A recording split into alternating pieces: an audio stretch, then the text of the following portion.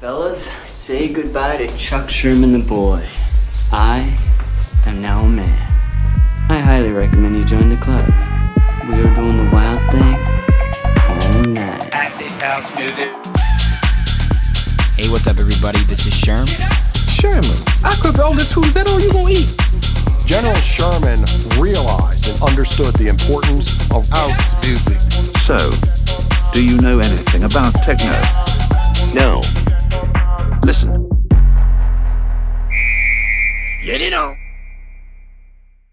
Yo, what's up, everybody? Welcome back to another brand new episode of Sherm in the Booth. I'm, of course, your host, Sherm. Today is Wednesday, August 26, 2020. This is episode 124. You might have seen last week I went live on Instagram with these two, and it was such a great interview. I knew I had to share it again, and I am so excited for you guys to hear it. Episode 124 features EMME and Bluu Suede. This was such a great conversation with two people who have been brought up in different but similar ways. In this episode, guys, we discussed their humble beginnings and early experiences in music that helped inspire them to pursue careers in music. We also discussed their inspirations and influences. EMME is from Memphis and Bluu Suede is from New Orleans, and they had so many awesome stories to tell. A topic I always love touching on as well is obstacles that artists have overcome through their career. And EMME and Bluu Suede have certainly seen their fair share. You guys are definitely going to want to listen in because they have been through a lot in their life. We also talked about their new collaboration, No Disturbance, an amazing track that was released just recently on July 31st and is doing so well already across all streaming platforms. They actually were together in Nashville shooting the music video, so it was really cool to hear about the ideas they've been doing. That will be out soon. I can't wait to see it myself. But like I said, guys, this was such a fun interview. If you wait until the very end, we get a little bit of a taste of their vocal ranges, and they are both so talented. A truly incredible and powerful interview. I'm so thankful to have EMME and Bluu Suede on. So let's get into it right now, guys. This is episode 125 with EMME and Bluu Suede. All right, guys. Hey. So much better. It's so Hey. clear. What's up? How are you? Hey, we're take two. Oh, man. I love the pandemic. What about you guys? Oh, it's great. It's great. I love it, man. It's been hard. You would think that the Wi-Fi would be great. Like, I feel like every single day I've had some sort of issue with Wi-Fi, and I'm like, these internet companies should be booming right now because they want, I don't know, they're like the only people...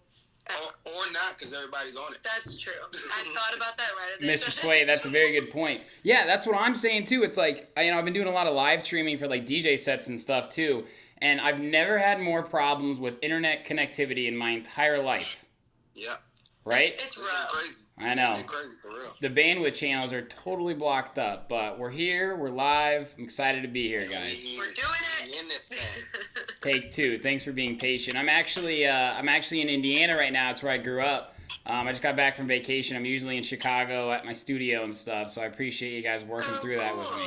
Dope, man. You know how it goes with parents, man. They're like, the Wi-Fi is good. I'm like, Mom, I don't know. I really don't know. That actually sounded like my mom. She's like, come home and do all the interviews. Yeah, right? I will say her Wi-Fi is the best Wi-Fi I've seen this entire pandemic. Really? So shout out to you, Mom. Hey. She's not here. I just know she's going to roast me. But That's okay. My dad's upstairs watching this right now going, I'm loving this. Yeah. Oh, my gosh. How are you guys doing? we're doing good. We kind of just been working on some stuff today. Computer problems earlier trying to record, so we've kind of been dealing with that for a little bit. But I don't know, can't complain. I mean, there's nothing better to do during COVID than to focus on all of it. So it's been really nice to like not really have an excuse or distraction. Yeah. I mean, I have to quarantine, so might as well be being productive. Yeah, So absolutely. Just recording all day. Yeah, you guys, you got it, man. It's a time when at the beginning there was kind of a middle ground where it was like, we're all going through a lot. This is especially difficult for the music industry, a lot of different industries, right? But since we're in music, it was either like sink or swim, and it was for the first time okay to sink for a little bit, right? Because everything changed, everything flipped. And I can't believe it's August 18th right now, but I haven't really stopped doing interviews throughout this whole thing. I've been doing Instagram Live. I've been doing new episodes of my podcast every week.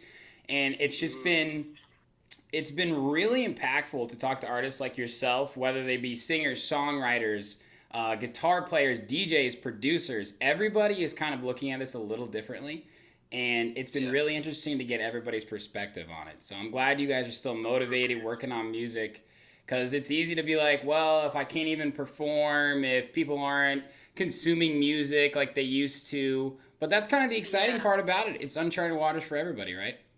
Yeah, I think that it's more impactful than ever to do stuff because it's like because all of your external outlets are closed, like you have to work even harder on the inside, the business side, the recording side, this, that. If anything, you should be more motivated because half of your, I guess, job is kind of taken away, just like not being able to do it. Whereas other people that have jobs, they can work from home, they're getting everything done. It's like, no, half of our resources are cut, so we have to go like 110%.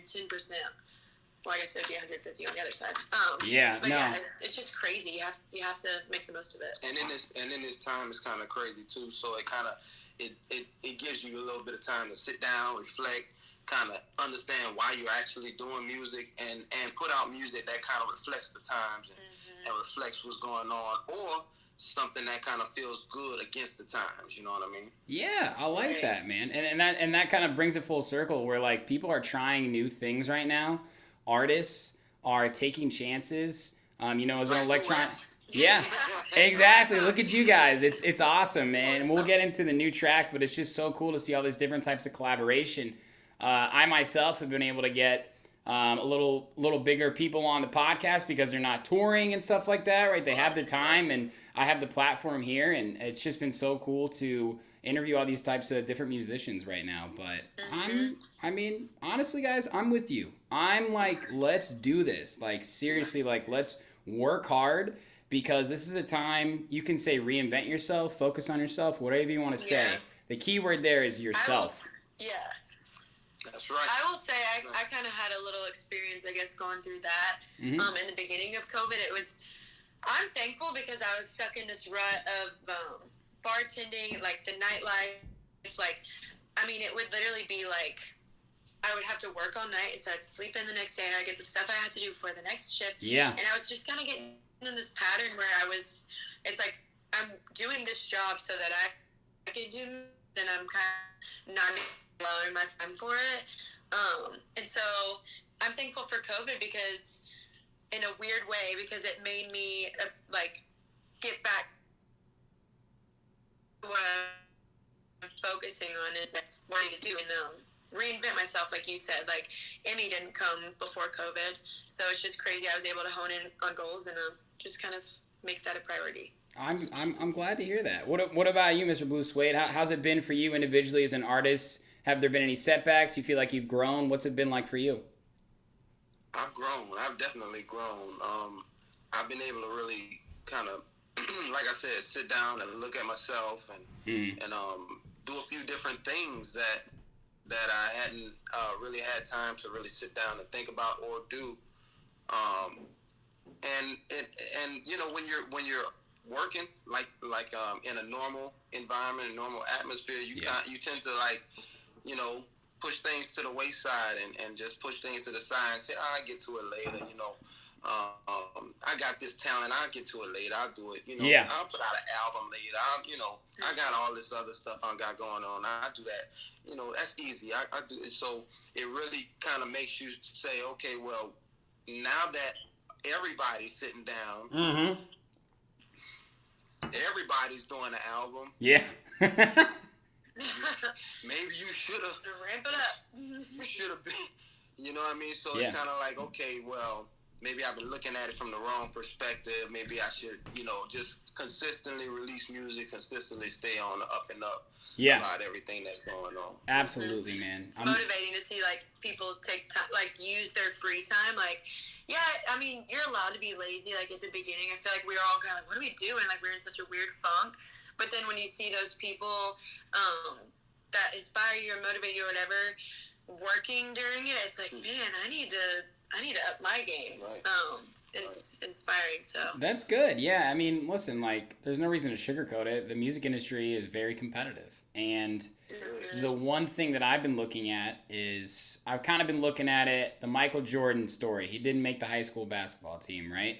And everybody's on the bench. And although we don't know when live shows and group gatherings are going to come back, you could say next summer, but nobody knows that for sure. This is the off season. That's kind of how I've been looking at it, right? And guess what? There's some coach who's scouting you, whether you know it or not, or whether he's discovered you or vice versa. And you put in this work now, and you don't want to do it so that, okay, I got to get discovered, right? But, like, it's you by yourself or in small collaboration groups, and you're like, I'm really doing this for the love of music, rather than it used to be, okay, I got to chase a little clout here, I got to introduce myself here, I got to shoot DMs up here, I got to make this type of music so I can get on this festival lineup. Now it's like, who are you as a person? Who are you as an artist? You know what I mean? Right.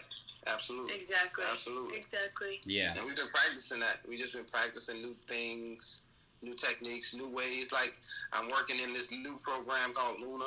You know what I mean? It's just, you know. Time to experiment with different things. Exactly. Yeah? Mm-hmm. What's it called? What is it? Luna. What is that? Yeah, it's from Universal Audio. They released the software kind of like a mashup of Pro Tools and Logic. Oh, damn. It's pretty nice. That's awesome. Nice. Very unique. Yeah, it's pretty nice. So are you producing in that then too? Yeah, so I do. I haven't really gotten into the production aspect of Luna yet. Mm-hmm. But it seems like it's dope. It seems like it's pretty easy to, move around in and stuff like that. So I'm gonna get into it, but I'm trying to focus on the recording side. That's for sure, man. One thing at a time. That's one good thing you can do now. You don't have to do all these things like I was just talking about. Focus on one task, right? So you got to hold yourself accountable. So, guys, you're in Nashville right now. I want to start a little bit from the beginning. I mean, EMME, are you from Tennessee? Bluu Suede, are you from Georgia? Where did you guys, originally grow up? Yeah, I'm from Memphis. Hell yeah, I love Memphis. Yes. Have you been? Yeah, I have a friend who's from Memphis, and I went to a wedding there, and we went on that main street. You're going to kill me. What's the main street called? Beale Street. Beale Street. I had way too many beers on Beale Street. I went to some bar with all these mirrors in it, and there was like 7 bars in there, and I had like one of the best nights of my life, but I love Memphis. Great city.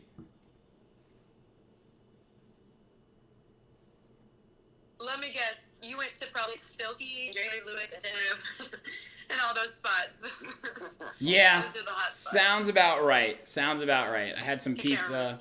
It was the beers. Yeah. I look, guys, I did my best, but let's just say I was a Chicago guy in a city that took a hold of me. Yo, I had the same night you had in on Beale Street. Trust me. Sounds familiar. Yeah.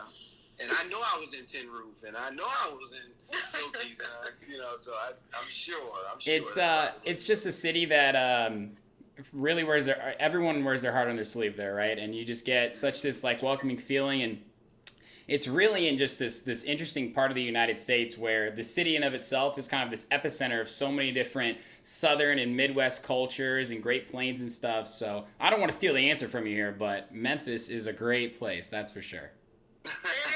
It is. It definitely is. At one point in time, it was the music city. I mean, I know Nashville is like, we're the music city, but like, without a Memphis, who's to say that Nashville wouldn't be where it's at today? I think that's a fact. I mean, Memphis really was... Nashville's trying to compete. Yeah, absolutely. When did you really start getting into music then? I mean, you grew up in a music city. Were your parents musical? When did you start singing? I started singing at a really young age, just whether it was at fairs or for our school, I did this like choir, and we always sang at like church and stuff. Mm-hmm. And then I took like vocal lessons, just kind of like more on the minor side of it. Sure. I loved being in like the a cappella group because I don't know, I could kind of like blend in without like my stage fright thing, and then if I wanted a solo, I could like do the solo thing and have a little edge. But I guess I was like, ooh, my stage time. But then I guess I didn't really start like singing for myself and like as a career choice until after college, and so that's kind of when I made the switch. It was a little later than Blue. I mean, Blue was singing for real since like 14. This guy's an OG. I know. I gotta warm up my belt here before I ask him any questions right now about being in the game. I did my research, man. Where are you originally from, then, Mr. Bluu Suede? So I'm originally from New Orleans, Louisiana. Okay. Yeah. Jeez. I'm talking about Memphis and New Orleans right here, and I'm in Indiana. All right. Music epicenters. Yeah. That's great. That's awesome, though. What was it like growing up for you? It was beautiful. It was beautiful. It was, I mean, New Orleans is known for the music, known for brass bands, known for big bands, marching bands, which I marched in all of my life. I played trumpet as a youngster. Nice. I played tuba in my high school years, and then transitioned over to singing like my later high school years. So wow. So yeah, I grew up in the music. All my family's in it. Lots of singers, lots of performers and stuff like that. Of course. Who were some early influences then for you guys? I mean, obviously in those cities, it really is a pretty easy answer, but maybe on more of a national and global scale. Was there anybody that you were like, I want to be that person? And we'll start with Emmie.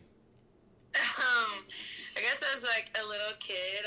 I was so just like infatuated with everything like Mariah Carey and Alicia Keys did. Just felt like everything that even they were featuring. You know how when you're like little, you can just like be obsessed with something and just like want to emulate. I mean, those were two like really big ones. And Whitney Houston, I was just always like blown away by the soul in her runs and just everything. So those were three. I mean, they had nothing to do with Memphis, but I would say for Memphis, I mean, there's a lot of people that perform there that aren't big names that I think should have made it just as much as the other people that have made it. So I don't know. I just think Memphis, like as a whole, like singers there that are unnamed have been super inspiring as well. Yeah, of course. And I think that's the beauty of cities like that. You know, of course, Chicago has a huge blues scene. And I was lucky enough to meet these legendary blues guys. And I didn't know who they were, but I've never seen somebody crush it with a bass guitar more than this guy. And he brought a fan and had this shirt where like every time he was like just slapping it. And I'm just like, who is this guy? And he's like, the fan was blowing on him. And I was like, dude, these guys, they do it for the music, right? Like they've got their own jobs, sure they tour, but like you're right. And there are so many people in the world that are like that. And it's great to live in cities like Chicago, Memphis, and New Orleans because you get to see that firsthand. Absolutely.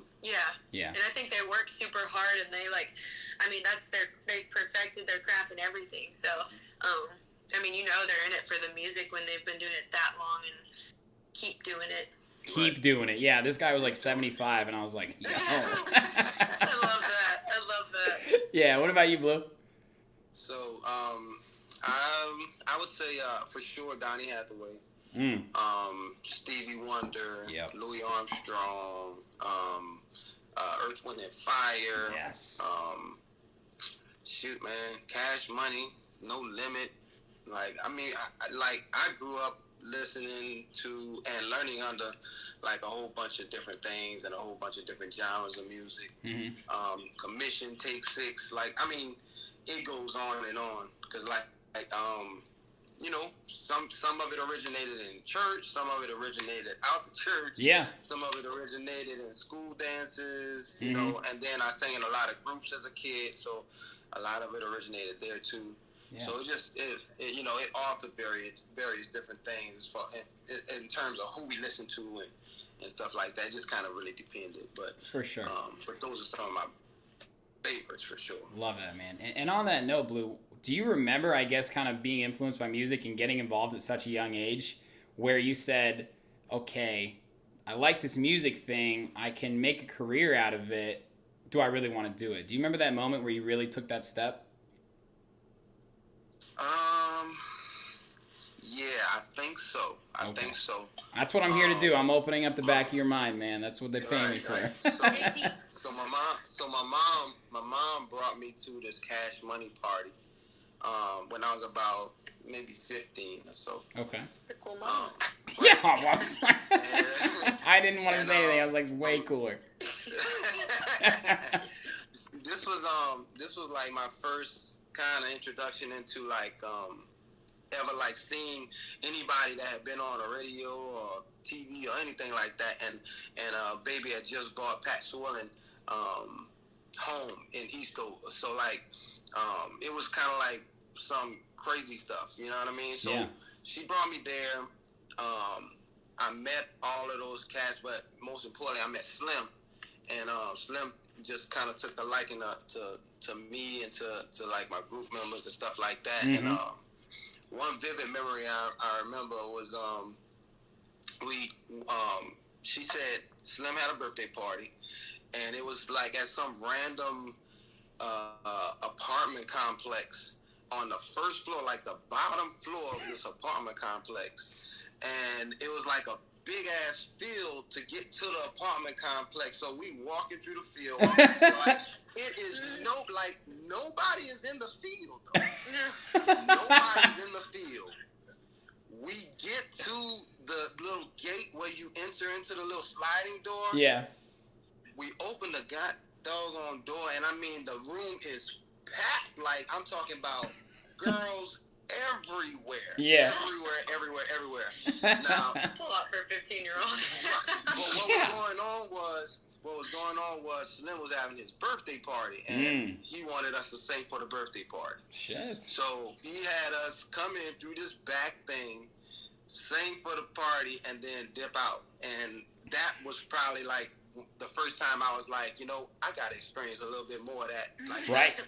That's kind of where I want to, you know, that's where I want to be. You got a taste, man. That's a cool story. And props to your mom once again, because that's a cool-ass mom. She obviously, you know, parents in one way or another, they know they influence us, but to a deeper level, probably is hard for them to understand. And that's really cool that she exposed you to that, right? It was all just because she loved it, you loved it. What a good experience, man. Cool story. She knew. She knew you were something special. Love. What about you, Emmy? Do you remember that moment where you said, yeah, I'm going to do this? I guess, yeah. It was when I was taking voice lessons in Houston, and it was kind of just a hobby, like a side thing for me. Mm-hmm. And kind of just a distraction from, we were down there getting treatment for my dad for his cancer, and so it was not only a distraction for me, but for my dad and my mom, and they would come to lessons. Well, my mom would when my dad was like in treatment and stuff. Mm-hmm. And I think it was just kind of a pivotal point where it was just like, why wouldn't I do something that made me this happy, that I'm getting the reassurance from, that I'm being told I can do this, it's possible. Why would I hold back? I'm like seeing someone's life almost be just like ripped from them. So like, it made me realize it's like, I need to do the things that I love, and I don't want to look back one day and realize that I was just working this job that was just so static and like a Groundhog Day. I want to be doing stuff I enjoy. So when that's me one day, I want to say that I was able to do it. So yeah, I think that was a big turning point for me, for sure. I love that. That's a really cool story. And I saw, was this the vocal coach, Tom McKinney? Yes, yeah, it was. Yeah. Well, you delivered that nicely, because this guy is a legend. So casual. He's awesome. He's so great. That's awesome. He is in Houston. It just was kind of crazy how it all happened. Like, my mom, I had told her, I was like, I need to have something to do on the side. I wanted to start taking voice lessons again, because I took them when I was younger. Sure. So I was like, I'll just start taking that again. And we had just done like a proximity run of like who's nearby, like who has good like ratings and all this. And we called and we were like, can we come in for a lesson? He's like, yeah. And it was his wife calling in the time. She was like, Mr. Tom only lets people try out to be his student. And I was like, what? I was like, I mean, I'm down. So, I mean, I felt like I was trying out for American Idol. Yeah. Segue? No, I'm just kidding. No. Yeah, you guys want to interview each other? I'll just watch.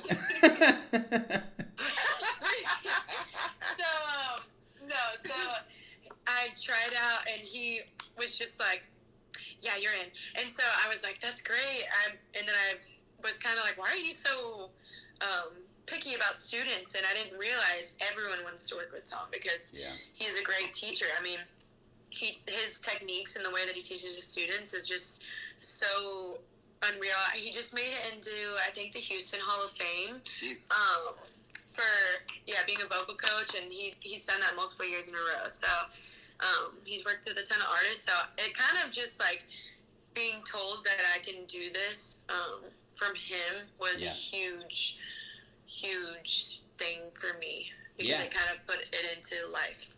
A little bit of acknowledgement goes a long way, and I always try and acknowledge people whether I know them or not, because a lot of times, like we talked about at the beginning, it's like you in a dark room being like, do people like me? Is this good? Am I good? Hate me.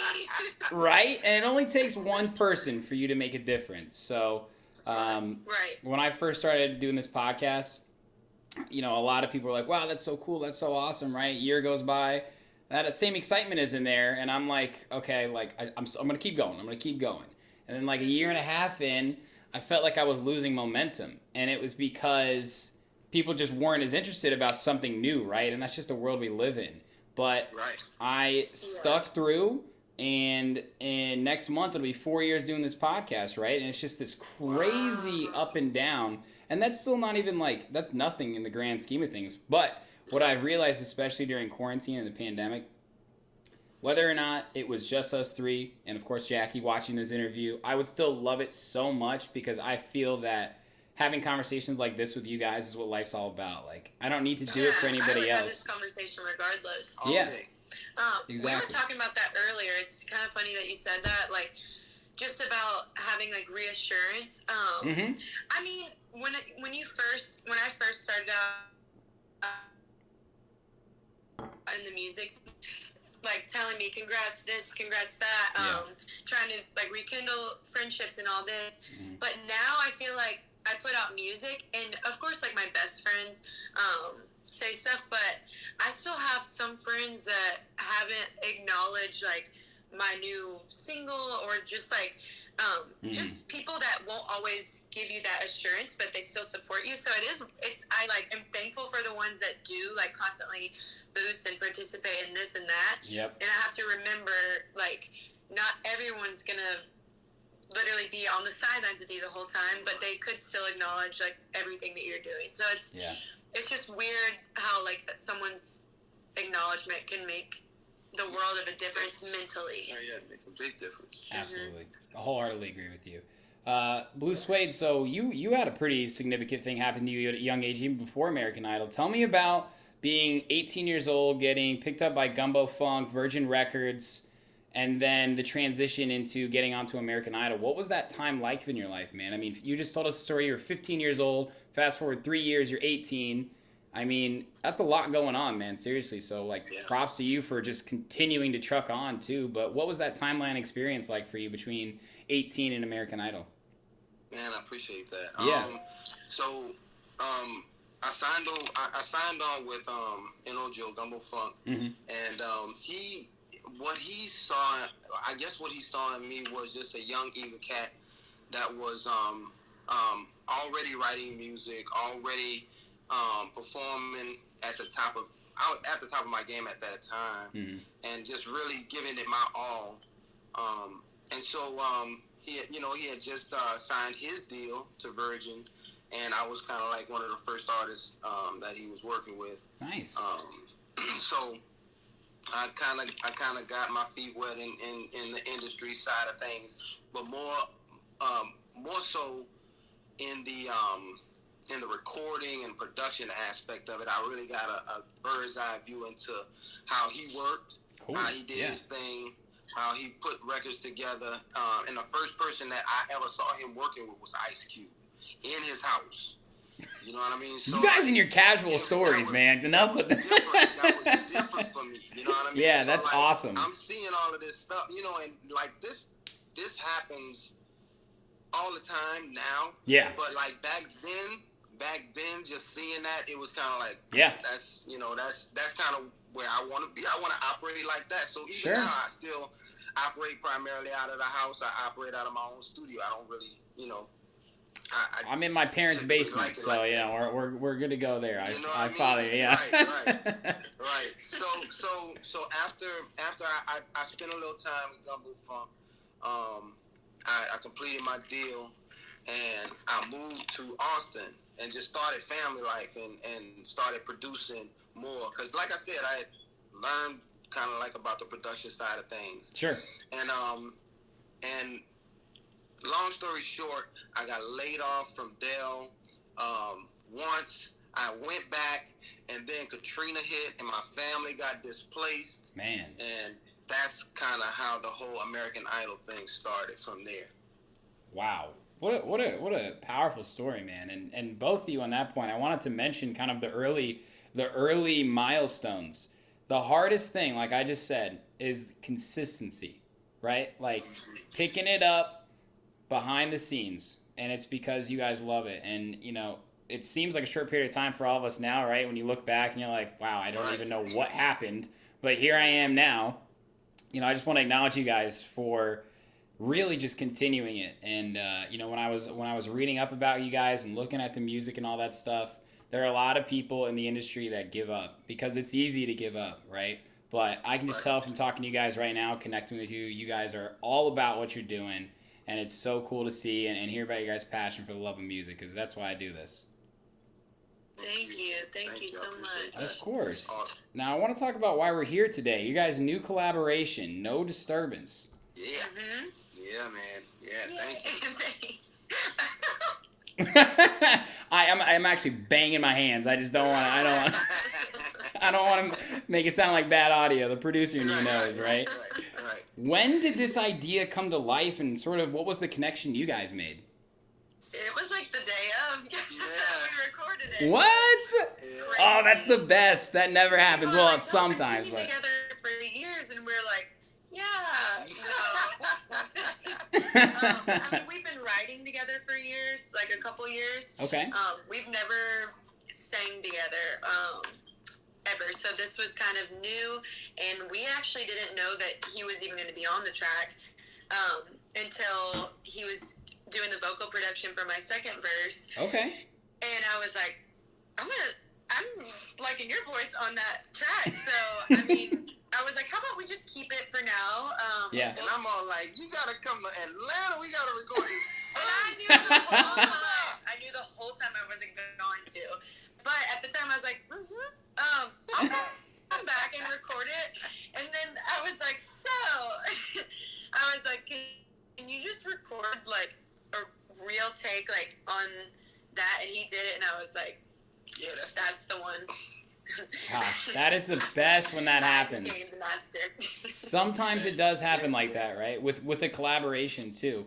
Like you can go in the studio and start from scratch even, or you start from where you guys were at, and then you're just like, yeah, I think I know what to do here, right? And then you do it, and the other person's like, yeah, I think I know what to do here, and then you're just both like, yeah, we know what we're doing here. Yep. We had even that day, we didn't even have a track picked out.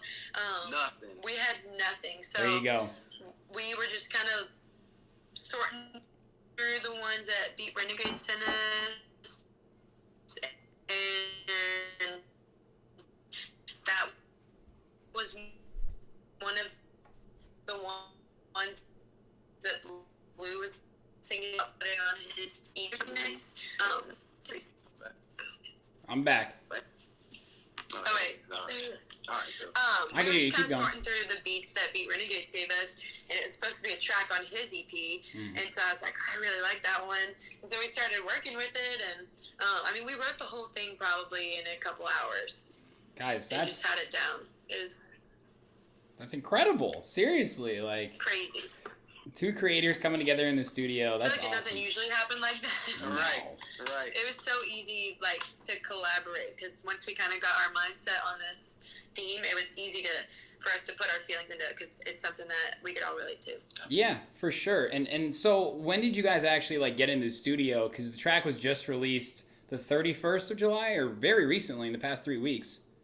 31st of July, yeah. Yeah. So how long was the timeline there, I guess, from door to door in the studio until July 31st? The track was done in a day. We have been sitting on this track for months. Oh, that's the gosh. Months. Yeah. I know. It sucks to hear that. I know. I know. Yes. I know how it goes.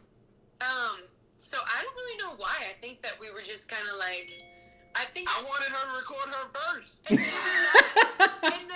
And then once he sent it, I swear, whenever he sent it back with his real version. Yeah, then it was like, all right, go time. I was like, we gotta release this. And so, yeah, I mean, it was immediately after he did his. But for the longest time, we were just kind of waiting. Oh, well, it's out now, so the weight is off your shoulders. Congratulations on the big release.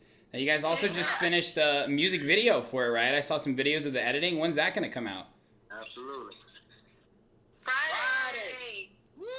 I'm excited. All I think right. we get a cut of it tonight, so I'm anxious to see what it looks like. Yeah.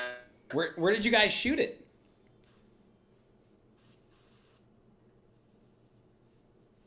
Can you hear me? We shot in Nashville, which is where we came in town. Been here a week. Nice. Of it, or I guess part at Lulu's Studio.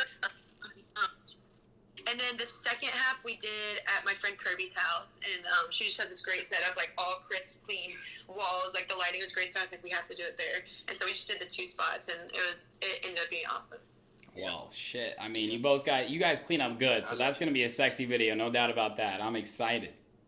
It was crazy. Thank you. It was crazy. Jackie's popping popcorn. Yeah, I'm excited. Me too, Jackie. You know, I just... We're going to have a little popcorn party. Little popcorn party sounds good. That's awesome, guys. Again, congratulations on such an awesome track. You know, on that note, kind of what we were talking about before, right? Like, with no shows and no live opportunities to share our music, did you guys feel like, I guess, since this has come about in 2020, are you writing lyrics differently? Are you producing lyrics differently, knowing that you may not be able to perform them live for an unknown amount of time? Are you guys thinking about music any differently, or it's same thing? No, we talked about it earlier for this one song that we're writing, and he even said, he was like, well, when you do it live, you're gonna want it to sound this way. So it's just like, if we make it feel like we're gonna do it live, it gives us a sense of normality, and we'll work just as hard, because I want like the song to be just as good on the radio as it is in a performance. Absolutely. So our mindset, like that in that regard, hasn't really changed, just because it's entertainment. Like, people want to see a performance. So Yeah. I think regardless, you have to write songs that cater to that too. Yeah, absolutely. Now, as far as the times, definitely writing. Yeah. You know, The stuff. lyrics. The lyrics. You know, towards that, but not like I don't wanna give me 6 feet and all that kind of. You know what I mean? Like, nah, I don't want to put that necessarily in a song like that, unless that's absolutely what the whole outline of the meaning is. But Right. I don't want to give it that much weight, honestly. I would like to forget this shit ever happened, honestly. Yeah, You know what I for mean? sure. And I think that's kind of the coolest part is not that making music to perform live, I guess maybe in just terms of like production is like, okay, I just needed to be loud, I needed to have a sick bass line, and I needed to be a catchy melody, right? It's like we're going a little deeper in all forms of music production, whether it be hip-hop, rap, house music, dance music, pop music, right? I'm seeing all these different types of creativity within the genres, and what I'm seeing even more so is cross-collaboration, more than ever before. A rapper with an EDM producer, or a country singer with a hip-hop producer, right? I mean, I think you guys know Austin Tolliver, right? Kind of what Yes. he's That came doing. to mind when you said that. Exactly. So I love that stuff. Like, as a DJ myself, to a certain extent, I get kind of sick of the same song and dance. You know what I mean? Like, no pun intended. And I think it's going to be really cool to see when this shit comes back, however it comes back, what music people will want live, right? Because what it's going to come down to, you know, I'll get off my soapbox here in a second. I'm just like so interested in how music industry is going to change. I really want to know, like, there's not going to be any more of those people with clout, with local relationships, with people that they partied with 10 years ago and they're still doing that. It's going to be people. We're on the same playing field. Yeah, it's the same playing field. It's a big wet rag, and the big fucking droplets that came on late, we are the rag. We are the rag, right? I've never heard that before. I'm on fire. Like, we are the fibers of this shit, and when it comes back, agents, promoters, event organizers are going to say, we got to book the people that were still doing shit in the off season and that are true artists, right? It's like, That's right. People got to sell tickets. That's kind of, it's the essence of business is making money, right? And, you know, we do the creativity side to make that happen so we can make money. But when it all comes back, people are going to be like, all right, we have lost a lot of time. I don't have the options or the opportunities or the volume to book all these people I used to have relationships with, right? And I'm sure you guys are thinking to yourself, yeah, let's just keep doing this and our names will be heard, right? Absolutely. Right. 100%. That's consistency is key. That's I always preach that. Like, I gotta stay consistent. We gotta stay consistent. We just gotta keep. And the social media platform too. I'm just like, I mean, you can get discovered on a stage singing on Broadway, or you could get discovered on your own platform doing a cover song. So true. Just because you're not performing in front of people all the time doesn't mean that you're not being reaching. active. Yeah, you're not reaching a crowd or anything. So who's to say this song, like, a song couldn't get picked up? I don't know. Like, you get a label record deal or whatever. I don't know. I think there's a lot that you can do digitally. Yeah, everything's in the cards at that point. Yeah, of course. And a huge thing right now is people thinking about how can I make money as a recording artist, right? And now people are making different types of music for movies and TV shows and commercials and stuff. Are you guys familiar with any of that stuff? Just sort of syndication? I feel like Blue Suede is. Yeah. I have a few placements in the movie and TV game. I had the pleasure of working with the movie Rebel. It's you ever heard of John Singleton? Yeah, for sure. So I worked with Mr. John Singleton, rest in peace, on that small mini series, and it was amazing to be included in something like that. It was pivotal for me just to be in the room with somebody that huge. So yeah, and then I've worked with iRock on a lot of different placement things, and Adam Blackstone on a lot of different placement things. So yeah, that's awesome, and it's cool because, you know, I just I released a clip from an interview I had with a DJ recently, and it's just about going outside your comfort zone, right? And the biggest thing about that is, if you think you're some sort of producer, it can be so hard because you get pigeonholed into thinking, well, that's the path I have to take. So if I waste my time learning other types of stuff, then I'm going to waste time on what I'm already having success at. And, you know, for myself, as an example, if I think about all the aspects of my brand as a bar graph, you're never going to have them all on the same level, right? Shows are going great. My music's not, I'm slacking on my music. Music's going great. My show's not going great, right? But it's like this give and take constantly. And I feel like you guys understand that, right? And you're trying new things. You're going outside your comfort zone. And there are going to be producers and artists and singers who are like, yeah, you know what? I'm not doing that right now, but I'm going to try this. And maybe you find a new passion that you never thought you had time for, right?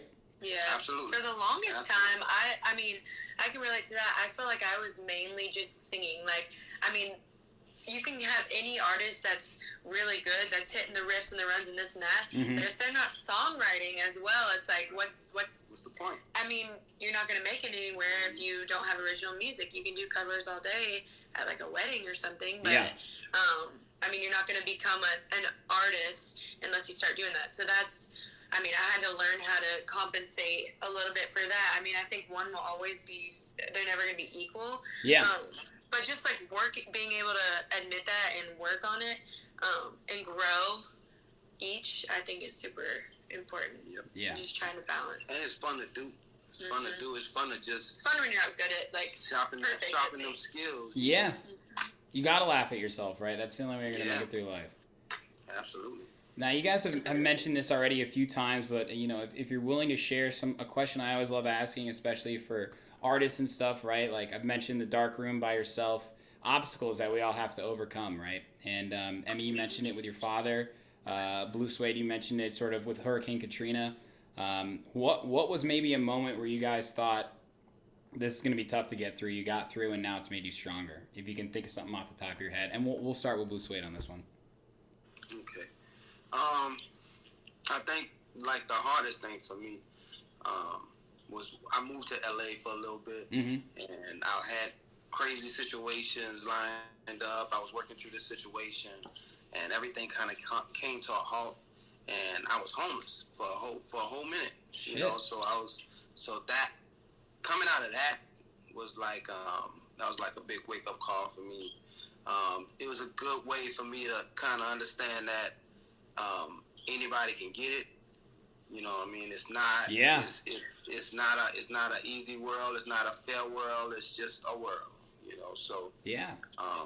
We all living in it. We got to get it the same way everybody else does. So I mean, you know, that kind of transformed me in a whole lot of ways. It definitely made me go hard tenfold, and yeah, it made me become more of a consistent artist, I would say, for sure. Love that, man. Thank you for sharing. That's crazy, for real. I mean, shit. I feel like a lot of people go to LA and they think it's just gonna happen for you, right? But no matter what size fish you are, man, there's always a bigger fish, right? Absolutely. Right. Absolutely. Yeah. 100%. That's cool, man. Thank you for sharing.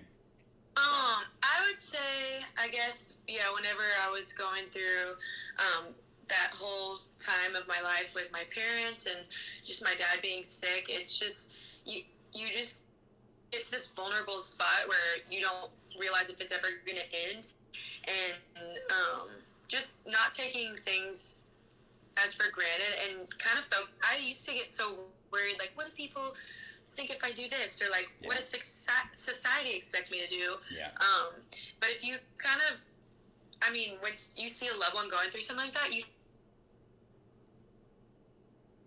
forget all of that. You're like focus on what literally makes me want to wake up every day, because one day you're not going to get that chance. And so just kind of getting out of my own way, like that was a big hurdle for me, and just like being able to realize it doesn't matter what other people think. I just think for the longest time, it's as selfish that it's kind of selfish to think that people care that much about what you do. And so just realize, like, actually working and just doing what you want and not really caring about what other people think, it was a big hurdle for me. It's so hard to not get in your own way. And to a certain extent, you do have to get in your own way, right? Because you got to hold yourself accountable. I mean, like I told you guys, when I was kind of at year 2 of the podcast, I was just like, yeah, it's okay to take a week off, right? Like, nobody cares. And I was like, second I said that, I was like, no.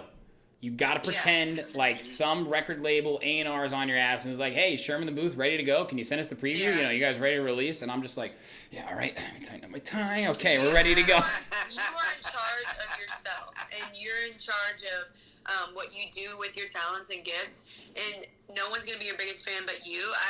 There's people that will root you on, but, like, hope that you fail, and I just think that, like, you are your biggest fan and should always try to be. So just, if you get in your way, then, like, there's not going to be someone saying, come on, let's, like, do this. Like, you have to put your foot down and, like, my dad just... I was going to say, is your dad Coach Mike O'Neill? Like, I love this guy. Keep grinding. Blues relentless. I'm like... Everybody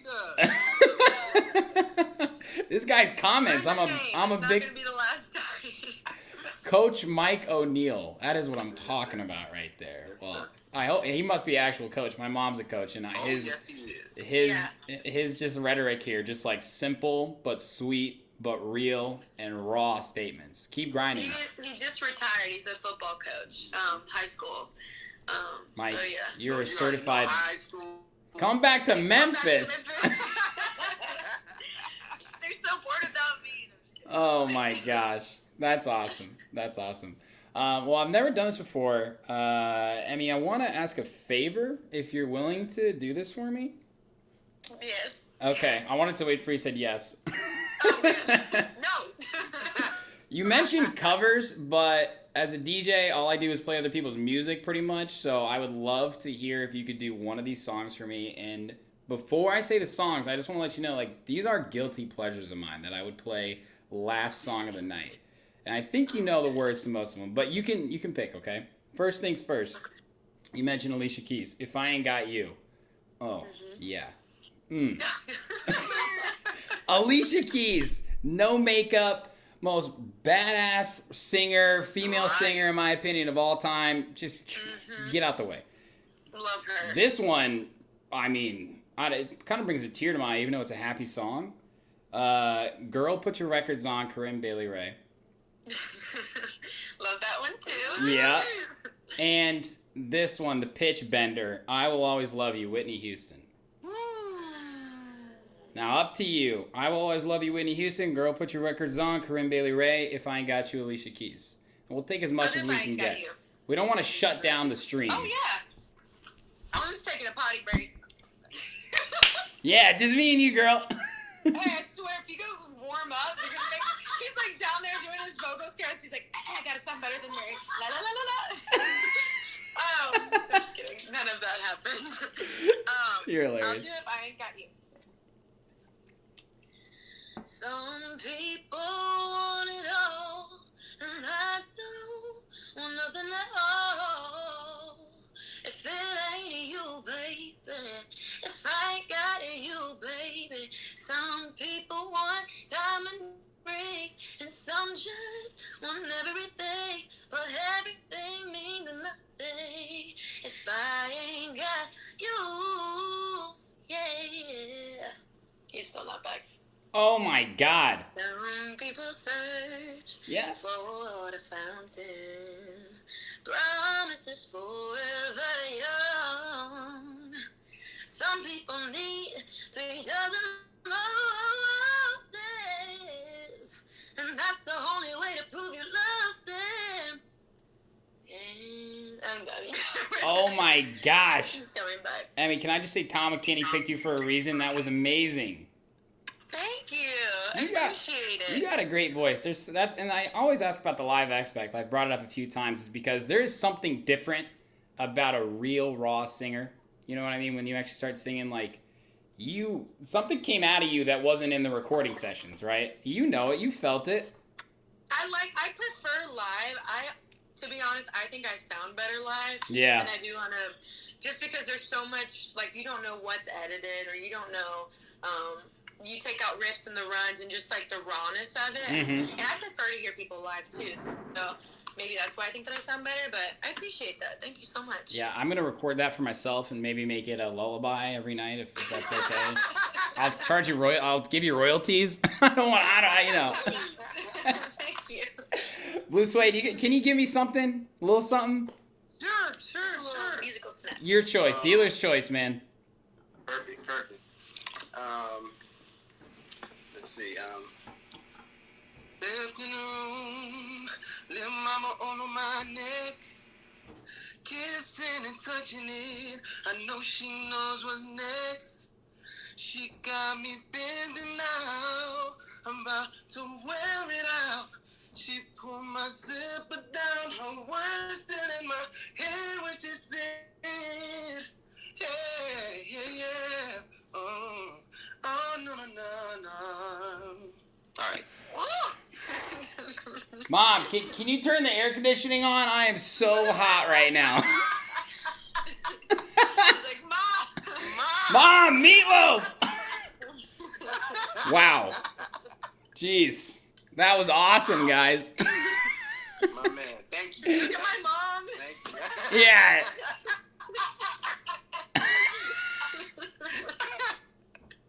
I'm sorry, Mom. You know the O'Neills are just sitting right next to each other like, what are you going to comment? What are you going to comment? What are you going to comment? Yeah, they probably are. They're probably like, put this is great. Right. Oh my gosh. Guys, that was incredible. Thank you so much for doing that. I know you guys do this for a living and a profession, but it means a lot, seriously. Thank you. Thank you. And once again, love the track No Disturbance. I am going to add it to my playlist right after this, and it's well deserved. This has been such a pleasure. You guys keep killing it. Let's stay in touch. Shout out to Jackie, of course, for lining this up. And we're going to share this next week again, okay?